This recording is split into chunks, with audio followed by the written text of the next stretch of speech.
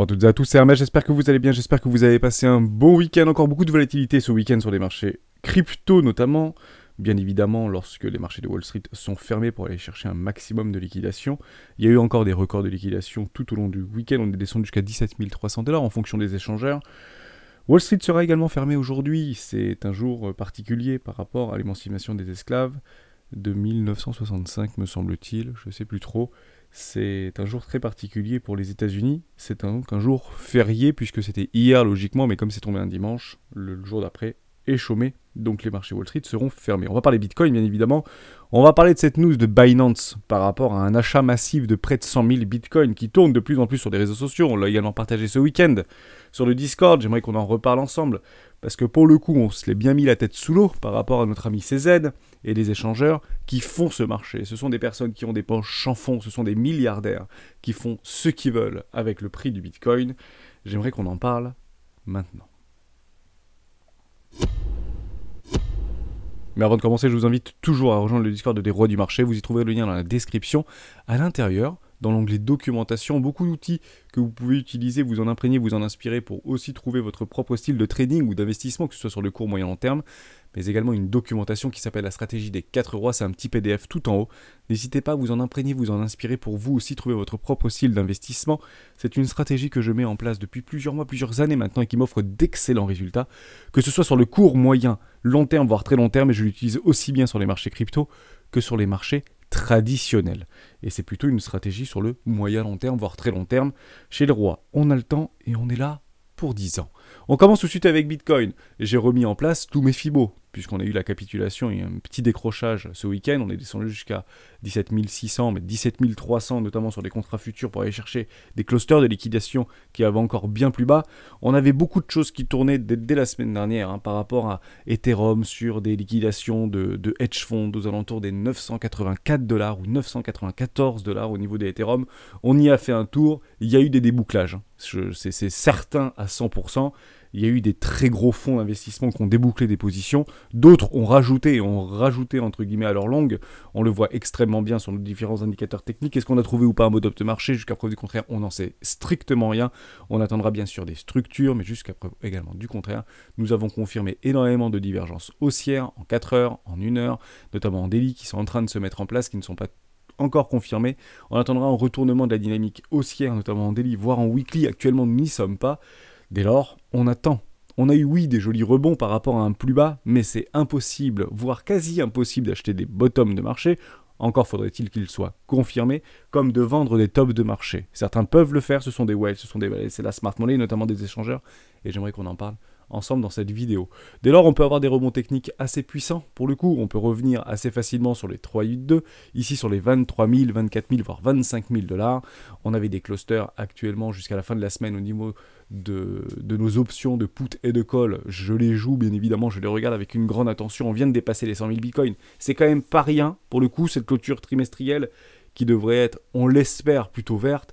On pourrait avoir un joli rebond. Est-ce qu'il faut le jouer? Malheureusement, la réponse est non, parce que acheter aujourd'hui dans une dynamique tendancielle baissière à levier d'achat ne fait que alimenter des baisses en réalité. Donc c'est extrêmement difficile à jouer. Néanmoins, on peut faire le contraire. Si on ne joue pas les hausses, on peut potentiellement jouer les baisses et jouer donc tout simplement les retracements et les respirations haussières. Puisque jusqu'à preuve du contraire, et tant que la dynamique ne se retourne pas et la dynamique de prix ne se retourne pas, tous les rebonds sont faits pour être shortés, et le seront. Voilà, c'est super important de le dire. On a un gros cluster sur les 20 000 $, je doute évidemment qu'on vienne éventuellement donner raison à ces gens-là. Il y a eu des achats, je trouvais ça assez incroyable ce week-end, au niveau des options sur les 40 000 $, et même sur les 60 000 $. Donc je ne sais pas trop ce qui se passe derrière la dynamique interne par rapport à cette smart money. Est-ce qu'on va se retrouver dans 4 jours à 60 000 $? Pour le coup, j'en doute un tout petit peu, mais j'ai vu qu'il y avait encore des actions. Alors est-ce que c'est un petit peu des pièces, des bouteilles envoyées à la mer? J'ai trouvé ça assez rigolo de l'observer. On a un max price qui est passé de 35 000 à 34 000 à 31 000, maintenant 30 000 $ pour la clôture des options, donc ce sera vendredi le 24 juin. Donc est-ce qu'éventuellement on peut s'y trouver aux alentours des 2 000 $ à plus ou moins près? C'est pas complètement impossible, j'aime bien en fait visualiser ce premier arrêt. Il y a des clusters de liquidité qui se trouvent actuellement sur les 24, 25, 26, 28 000 $. On pourrait éventuellement y faire un petit tour. Pourquoi derrière continuer cette dynamique baissière? Jusqu'à preuve du contraire, tant qu'on ne vient pas à casser le premier arrêt, le plus probable, qu'est-ce que c'est de faire un nouveau plus bas, continuation de dynamique baissière ni plus ni moins. Ça, c'était super important. Avant de passer aux indicateurs techniques, j'avais vraiment envie de vous parler de cette news. Ça a fait beaucoup le tour au niveau du Discord, mais aussi beaucoup sur les réseaux sociaux. Vous avez ici une adresse interne de Binance, donc vous pouvez assez facilement le voir, et ça a été repris sur beaucoup de médias spécialisés, notamment crypto, Cryptost, etc., Actu Crypto, Crypto News et tout ce que vous voulez. Bref, Binance nous sauve et achète pour 100 000 bitcoins. Alors, c'est un peu vite dit, parce qu'en réalité, ils nous ont envoyé dans la tronche, en fait, ces bitcoins, et ce, depuis le 31 mai. Moins 10 000 bitcoins, moins 10 000 bitcoins, moins 20 000 bitcoins, moins 7 000 bitcoins, moins 35 000 bitcoins, moins 37 000 bitcoins. Donc en réalité, ils n'ont fait que racheter ce qu'ils avaient déjà, en fait, envoyé sur le marché. C'est eux, en réalité, qui ont poussé le prix plus bas que terre. Voilà. Donc, on n'a pas vu aucun achat sur cette adresse. Alors, bien évidemment, il y a des mouvements qui sont très importants sur plusieurs adresses internes, notamment de Binance et de plein d'autres échangeurs. Mais on voit qu'ils ont racheté quasiment l'intégralité, voire plus que l'intégralité de ces ventes au market, sur le spot, en une seule fois, 100 000 bitcoins. C'était donc hier, ou avant-hier, pardon, dans la nuit, qui en fait potentiellement posait un bottom de marché provisoire. Voilà, ça c'est super important. On va juste regarder ensemble, comme ça on fait un petit calcul mathématique extrêmement arithmétique et extrêmement simple par rapport à ce 31 mai 2005, pour vous dire à quel point ces échangeurs font le marché et posent des tops de marché provisoires. On y retourne, le 31 mai c'était exactement ici, on va bien vérifier ensemble que je ne me trompe pas, 31 mai ici 2022, voilà juste ici, 31-05-2022, c'est exactement cette petite mèche là, qui nous a empêché de structurer et de faire une continuation haussière alors qu'on avait bien structuré des W weekly dans des W weekly. Ils connaissent la technique, les loulous. Bon, derrière, ils posent, ils envoient 10 000 bitcoins pour commencer à envoyer, on réintègre le range et on envoie, et les plus grosses ventes ont été faites le 15 et le 16 juin. On va chercher des clusters de liquidité, merci à vous, et derrière, on peut rebondir puisqu'ils rachètent. Dans l'opération, si on calcule assez simple, on a un tout petit peu plus de 1 milliard de gains. Voilà, c'est un peu plus de 1 milliard de gains, jusqu'à preuve du contraire. Alors ça peut être bien plus, si vous voulez, s'ils avaient acheté en fait ces bitcoins, et ils accumulent du bitcoin constamment, donc si on peut imaginer qu'ils les avaient achetés sur les 10 000 $, vous imaginez bien, les plus-values latentes qui ont été réalisées. Mais juste, si on avait entre guillemets vendu nos bitcoins ici, et on les a juste rachetés, juste dans le coût de transfert, on est à peu près à 1 milliard de bénéfices, tant qu'on est à 20 000 $. Si on passe en dessous, bah évidemment, si on passe en dessous de leur prix d'achat de ces 100 000 bitcoins, si on passe en dessous des 17 600, bah il sera en perte par rapport à cette opération. Mais on peut partir du constat qu'ils ont décidé d'appuyer sur le bouton et généralement ils le font de façon simultanée. Dès lors, ça permet vraiment de se rendre compte de la volumétrie de ce marché. Parce qu'on parle beaucoup de volatilité, on parle que ce marché est peu liquide, qu'il y a peu d'acteurs sur ce marché, c'est la réalité, mais les volumes d'échanges sont extrêmement élevés. 100 000 bitcoins, c'est pas rien. On achète pour 100 000 bitcoins, on peut imaginer que ça fait plus 100%, plus 50%. En réalité, rien n'y fait. En réalité, rien n'y fait. C'est des énormes volumes d'échanges qui aujourd'hui se sont confrontés sur le marché, notamment ce week-end, puisque les marchés des cryptos sont ouverts le week-end. Ça veut dire quoi? Ça veut dire qu'il faudra attendre énormément de monde pour pouvoir renvoyer ce bitcoin plus haut dans la lune. Il faut vraiment du public, et c'est pas un petit public qu'il faudra, c'est un public de masse.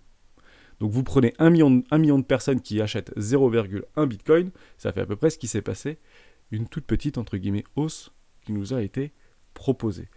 J'avais une question dans les commentaires qui est très intéressante. Est-ce que mathématiquement, c'est possible, oui ou non, d'avoir un bitcoin au-dessus d'1 million de $? Un petit peu comme Saylor qui éventuellement nous explique que Bitcoin dans les prochaines années vaudra des millions de $, mais est-ce que c'est mathématiquement possible? Je vous donnerai en fait un top 5 des idées reçues ou des idées et éventuellement mon approche par rapport à ça, pour savoir si oui ou non mathématiquement et fondamentalement, est-ce que oui ou non c'est possible, et j'essaierai de vous répondre à cette question demain si vous le souhaitez, dites-le moi dans les commentaires, et éventuellement dites-moi dans les commentaires pour vous pourquoi vous pensez, parce que si on est là pour le coup c'est parce qu'on pense réellement au fond de nous que il y a quelque chose qui est en train de se passer aujourd'hui dans le monde et que Bitcoin aura peut-être un rôle à jouer de façon assez massive dans les prochains mois ou prochaines années, voire dizaines d'années, puisque on le dit, on a le temps en réalité chez les rois, mais qu'est-ce qui ferait que Bitcoin dépasserait finalement les 1 million de $? Je suis assez curieux d'avoir votre approche. Ça peut être émotionnel, ça peut être psychologique, ça peut être fondamental, ça peut être mathématique, ça peut être tout ce que vous voulez. Mais ce qui font qu'aujourd'hui vous êtes là, vous m'écoutez, et vous êtes encore là, alors qu'on est passé d'un bitcoin à 69 000 $ à moins de 20 000 $. Donc si on est encore là aujourd'hui et si on continue à s'écouter, à échanger notamment sur le Discord, bah c'est peut-être que au fond on croit quelque chose et j'aimerais bien qu'on confronte nos idées et nos réflexions et je me ferai un plaisir demain matin de vous les partager avec grand plaisir. Ça c'était super important. Donc merci Cézanne, merci Binance, mais cette chute-là, on te la doit. C'est un petit peu en fait ce qu'il faut reprendre entre guillemets. On ne les met pas dans les loges ces gens-là. C'est eux entre guillemets qui nous arrachent la tronche pour exécuter un maximum d'ordre, pour nous exploser nos comptes et notamment et nous faire margin call. Et croyez-moi qu'il y a eu beaucoup de personnes qui ont été margin call. On le retrouve extrêmement bien sur Trading Light. On va y aller immédiatement. On peut le voir sur Bitfinex, on peut le voir sur Deribit. C'est pas rien ce qui s'est passé. C'est juste là. Vous le voyez très bien. Actuellement, je suis sur Deribit.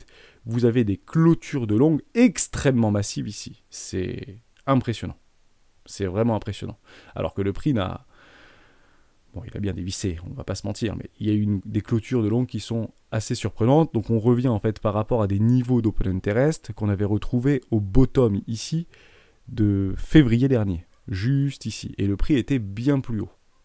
Ok, on le voit extrêmement bien sur Bitfinex, c'est encore c'est plus représentatif encore sur Bitfinex. Regardez ça, c'est démentiel. Voilà ce qui s'est passé entre le 12 juin et aujourd'hui. Vous avez en fait un margin call sans précédent. Donc on peut partir du constat qu'à ces niveaux de prix, même si beaucoup pensent aujourd'hui qu'on peut aller et qu'on doit aller sous les 15 000 $, et j'ai plein de commentaires dans ce sens-là, et potentiellement vous avez raison, mais encore faut-il les jouer et essayer surtout de ne pas avoir raison trop tôt. Dans le sens, ne shortez pas le Bitcoin de 17 000 $ si vous n'avez aucune structure ou aucun rebond ou aucune respiration. Okay, on n'a pas encore trouvé des ranges qui sont actuellement matures, on n'en sait rien, on est dans une dynamique extrêmement baissière, et à part vendre des couteaux qui tombent, ce qui est peut-être pire que d'acheter des couteaux qui tombent sur le spot, pour le coup, je ne parle pas des contrats futurs, donc faites très attention à ça, puisqu'on a eu en fait une liquidation sans précédent, et on peut remonter assez loin dans le passé, par rapport à ce qui s'était passé vis-à-vis de ces montants d'open interest, notamment sur Bitfinex, c'était juste ici, c'était en août, mais le Bitcoin valait 11 000 $ à cette époque-là.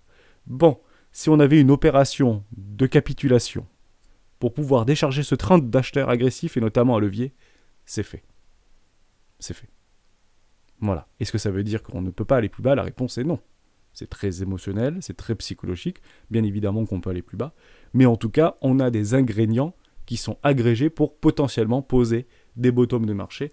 Et on attendra donc des baleines et de la smart money qui viennent se réintéresser à ce marché. Pourquoi? Parce que on a du dollar, beaucoup de dollars. Les USDT ne sont majoritairement pas sortis des échangeurs, malgré que beaucoup de Bitcoin continuent à sortir des échangeurs, on pourra le regarder ensemble.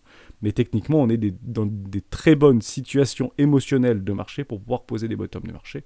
Nous y sommes, et j'espère que mes confrères partageront cette réflexion. Ça, c'était super important. Je voulais vraiment vous montrer ça, parce que ça a margin call tout le week-end.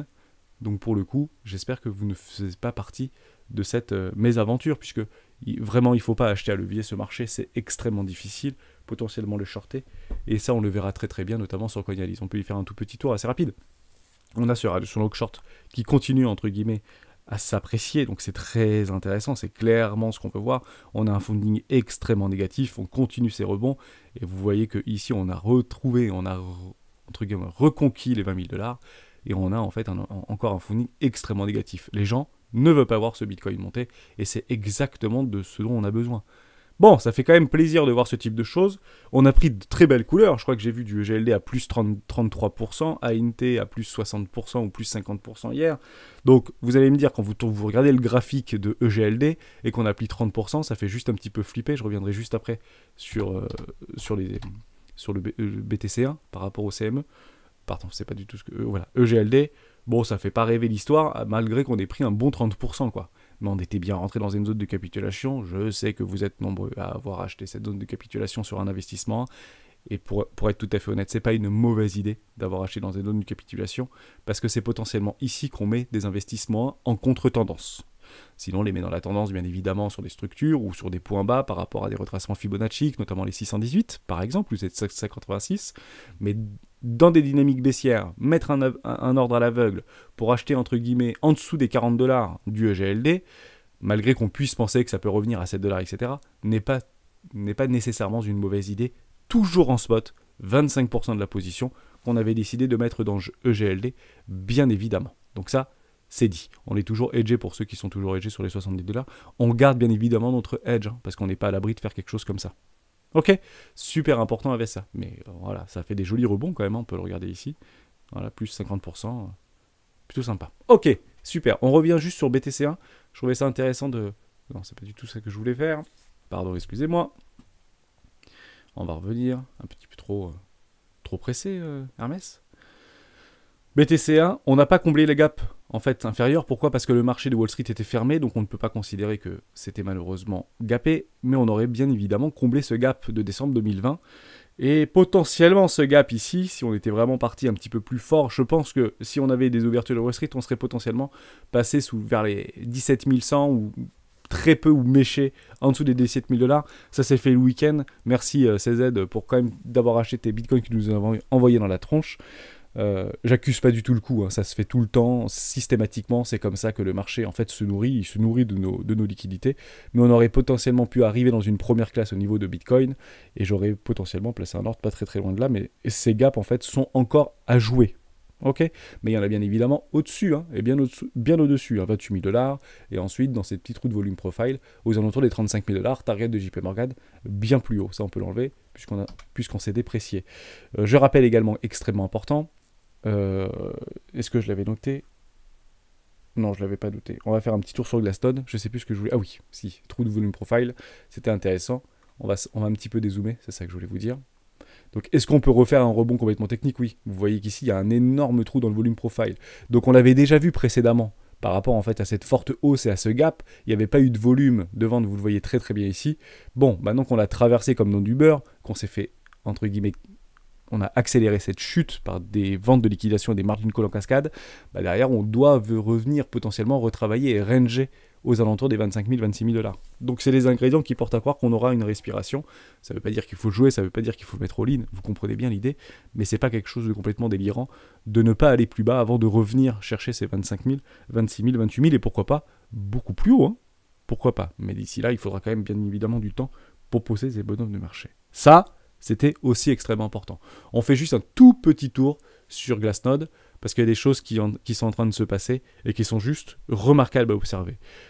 Ça tourne beaucoup. On est dans la capitulation, oui, on le constate. On vous avait présenté, je vous avais montré il y a peut-être une semaine ou 10 jours l'indicateur de Socrate, qui est encore en backtest, qui nous avait montré en fait la capitulation. J'attends éventuellement un rebond, mais il faudra bien évidemment, pour avoir le vert ou l'opportunité d'achat sur Bitcoin, plusieurs semaines avant cela. Donc c'est très important de le préciser. Exchange Balance, c'est intéressant parce que ça se rebarre des exchanges. On l'avait très bien vu ici en réalité. Hein. Ici ça monte tout doucement, on essaie de structure un peu bizarre. Derrière, bam, ça capitule. Donc ça capitule, ça baisse très fortement. Ici ça baisse très fortement. Et on était sur le point bas avant de faire un nouvel ATH. Je ne dis pas qu'on fera un nouvel ATH dans les prochaines semaines avant de faire un nouveau plus bas, etc. D'ailleurs, pour ceci, vous avez un petit sondage que j'ai mis tout à l'heure. Bonjour les gros. Pensez-vous que Bitcoin ira sous les 15 000 $ avant de dépasser son plus haut historique à 69 000 $? Réponse fin de journée, je le posterai sur le Discord à 18h. Actuellement, vous êtes 180 à avoir voté. Vous pensez que pour 70% des cas, donc les 2 tiers, c'est très peu encore, je pense que ça va bouger. Vous pensez que oui, que ça doit aller plus bas que les 17 000, que les 15 000 $, pardon. Donc ça doit encore baisser, hein. C'est très important. C'est pas ici on a le bottom, ça ne peut pas aller plus bas. C'est 15 000 $. Pourquoi 15 000 $? Parce que c'est à peu près en fait une zone de rechargement complètement logique que beaucoup en fait s'accordent à dire qu'on devrait y aller. Ça devient presque en fait une certitude absolue, vous voyez, entre les 12 000 $ et les 15 000 $ ou 14 000 $. Donc est-ce que ça doit venir là-dedans? C'est ça la question. Est-ce qu'on doit nécessairement venir là-dedans avant de repartir à la hausse? C'est la question que je vous pose, bien évidemment. Réponse 18h sur le Discord et demain matin en vidéo. On repart sur Glassnode et on finit la vidéo là-dessus, je trouvais ça intéressant. Donc les bitcoins, c'est bon, on a fait les soldes, on a fait les courses, boum, et on repart des échangeurs, très bien.